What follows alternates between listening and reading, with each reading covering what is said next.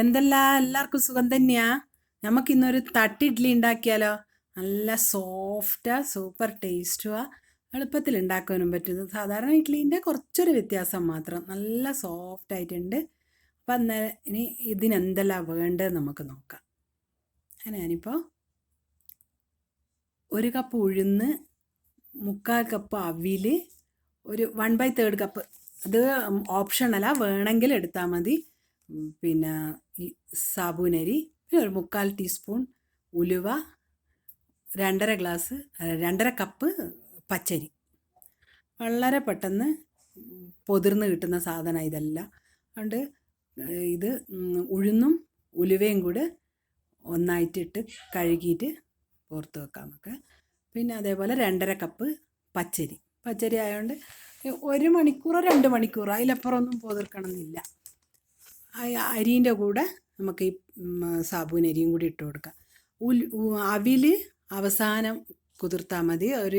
നമ്മളിത് അരി അരക്കുന്നതിൻ്റെ ഒരു 10 മിനിറ്റ് മുന്നേ. 10 മിനിറ്റ് ഒന്നും വേണമെന്നില്ല. അവിൽ പൊതിരി അങ്ങ് കറങ്ങൂടെ, എത്ര വേഗം കഴിയും. അപ്പോൾ അത് എല്ലാം കഴുകി വെള്ളം ഒഴിച്ച് വെക്കട്ടെ.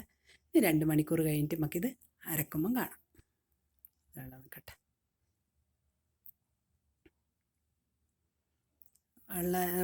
ഈ ചവ്വരീൻ്റെത് ഓപ്ഷണലാ, നമുക്ക് വേണമെങ്കിൽ എടുത്താൽ മതി. അപ്പോൾ ഇത് നല്ലോണം 2 മണിക്കൂറായിട്ടുണ്ട്, നല്ലോണം കുതിർന്ന് വന്നിട്ടുണ്ട്. നമുക്കിത് ആദ്യം ഒതുക്കിയതിന് ശേഷം മിക്സിയിലിടുന്നത് എന്താണെന്ന് വെച്ചാൽ പലരും സംശയം ചോദിക്കുന്നുണ്ട്, ഇത് ഗ്രൈൻഡറിലെ അരച്ചോടും. ഞാനിപ്പോൾ ഗ്രൈൻഡറിൽ അരക്കൽ. ഇതിപ്പോൾ ഒരരവ അരച്ചിട്ടുണ്ട്. ഇത് മിക്സിയിലിടുക കാരണം എന്താണെന്ന് വെച്ചാൽ നിങ്ങൾ കണ്ടോളി. മിക്സിയിലിട്ടിട്ട് എങ്ങനെയാണ് അരക്കേണ്ടതെന്ന് ഞാൻ പറഞ്ഞുതരാം. കുറച്ച് വെള്ളം ഒഴിച്ചിട്ടുണ്ട്.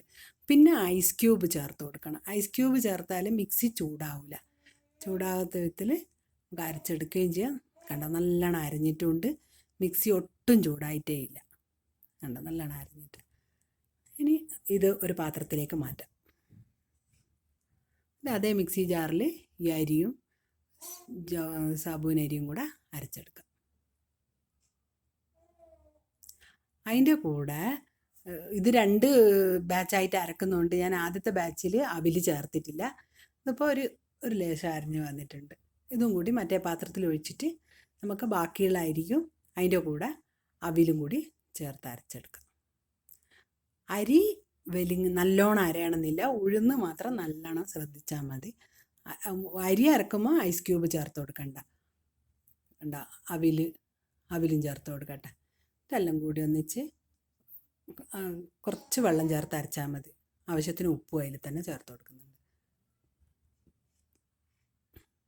നല്ലോണം അരച്ചെടുത്തിട്ടുണ്ട്. വലിങ്ങനെയൊന്നും അരഞ്ഞിട്ടില്ല. അങ്ങനെ അരയണ്ട. ഇഡ്ഡലി ആയതുകൊണ്ട് അരി നല്ലോണം അരയാറ്. അപ്പോൾ ഇനിയിപ്പോൾ ഇത് ഇങ്ങനെ ഒരു തരി പോലെ ഉണ്ടാവുക. ഇത് നാളേക്ക് പുളിച്ച് വരുമ്പോൾ കറക്റ്റ് ആയിക്കോളും. എല്ലാം ഒന്നിച്ച് മിക്സ് ചെയ്തെടുത്ത് വെക്കണം.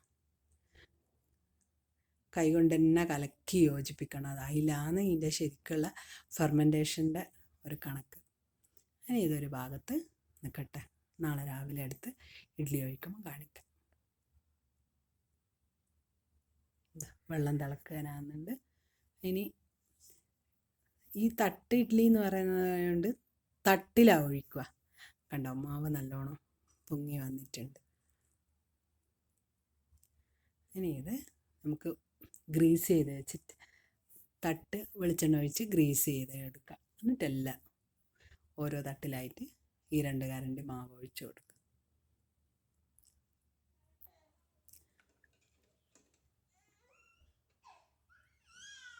വെള്ളത്തിന് തിള വരുന്നുണ്ട്. ഇനി അതിൽ വെച്ച് കൊടുത്തിട്ട് ഒരു 12 മിനിറ്റ് നമുക്ക് വേവിച്ചെടുക്കാം.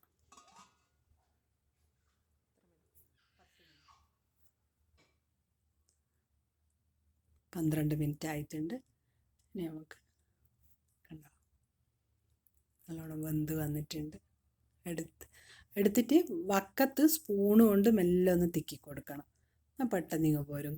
ഗ്രീസ് ചെയ്യുമ്പോൾ സൈഡിലും കൂടി ഗ്രീസ് ചെയ്യാൻ മറന്നുകൊണ്ടേ. താഴെ മാത്രം ആക്കിയാൽ പോരാ, സൈഡിലും കൂടി ചെയ്തിട്ട്.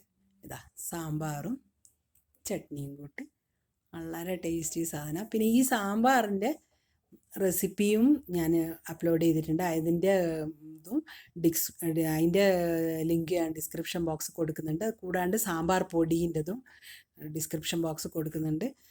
കണ്ടു നോക്കിയിട്ട് ഉണ്ടാക്കി നോക്കുക. വളരെ ടേസ്റ്റിയാണ്. സാമ്പാറും ടേസ്റ്റിയാണ്, ഇഡ്ഡലിയും അതിലും ടേസ്റ്റാണ്. അപ്പോൾ എല്ലാവരും ഉണ്ടാക്കി നോക്കിയിട്ട് അഭിപ്രായം അറിയിക്കാൻ മറക്കണ്ട. അടുത്ത ആഴ്ച കാണുന്നത് വരെ വേറൊരു ഡിഷുമായിട്ട് ഞാൻ വരുന്നുണ്ട്. Thank you.